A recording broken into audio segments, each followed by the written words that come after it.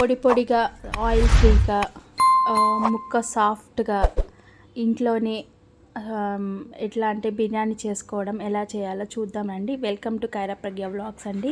1.5 kg నేను chicken తీసుకున్నాను. 1.5 kg బియ్యానికి 1.5 kg చికెన్ తీసుకున్నాను. ఇందులోనే ఉప్పు, కారం, పసుపు ముందుగా కలిపి పెట్టేసుకోండి. దాని తర్వాత మనం ఎలాగైనా ఇలా మర్దన చేసుకొని ఉంచుకోండి. ఎలాగైనా మనకి ఎట్లా అంటే ఆనియన్స్ చేసుకోవడానికి టైం పడుతుంది కాబట్టి అందుకని నేను ముందే ఇలా చేసేసి పెట్టేసుకున్నాను. సో ఇవన్నీ రెడీ చేసుకున్నానండి. రెడీ చేసుకున్నాక ఆల్ స్పైసెస్, బిర్యానీ స్పైసెస్ వేసేసుకోండి. దాని తర్వాత జింజర్ గార్లిక్ పేస్ట్ 2,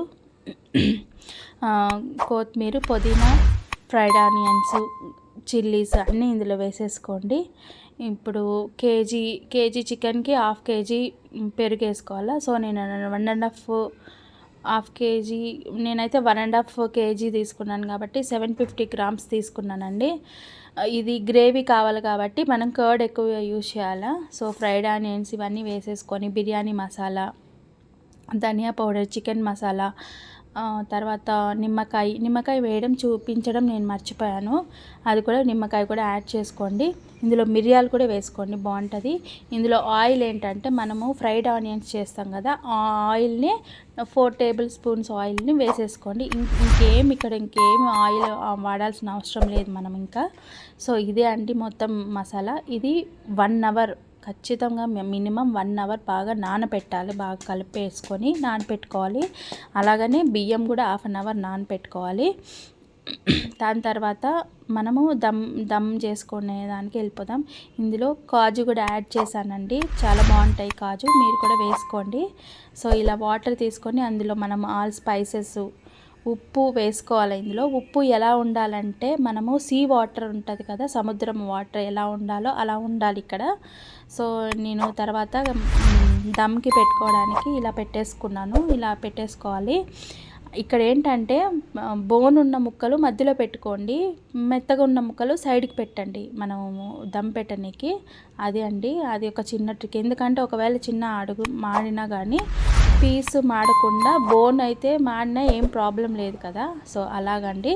ఇలా బియ్యాన్ని వేసేసుకో. ఇలా ఒక కుత అంటే ఒక బాయిల్ వచ్చిన తర్వాత తీసేసుకొని బ్రేక్ అవ్వాలా. 2గా బ్రేక్ అయిన తర్వాత మనము ఇంకా దమ్కి వేసేసుకోవడము. ఫస్ట్ మనం పుదీనాతో గార్నిష్ చేసేసుకోవాలి.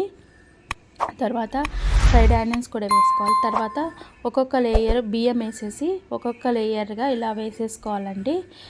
గీ కూడా యాడ్ చేసుకోవాలి. నేను ఫస్ట్ లేయర్లో యాడ్ చేయలేదు, పైన దాంట్లో యాడ్ చేశాను నేను గీ. సో అలా వేసేసుకోండి. చాలా అంటే చాలా బాగుంటుంది. లెంత్ ఎక్కువ అని చెప్పేసి మీరు స్కిప్ చేయకండి, కంటిన్యూస్గా చూస్తేనే మీకు అర్థమవుతుంది. నేను అందుకే ప్రతిదీ మీకు పిన్ టు పిన్ చూపించాను. మీరు కూడా ట్రై చేసి చూడండి. నాకైతే చాలా బాగుంది. తిన్న వాళ్ళందరూ సూపర్గా ఉంది అన్నారు. ఈ హోమ్ మేడ్ బిర్యానీ అండి.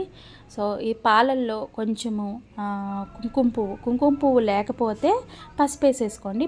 పసుపు వేసేసుకొని ఇలా వేసేసుకొని సూపర్గా ఉంటుందండి. మీరైతే ట్రై చేయండి. ట్రై చేసి ఇలాంటి మరిన్ని వీడియోస్ కోసము నా ఛానల్ని సబ్స్క్రైబ్ చేయండి, లైక్ చేయండి, షేర్ చేయండి. మీ ఫ్యామిలీ మెంబర్స్తో నా వీడియోస్ని ఫార్వర్డ్ చేయండి.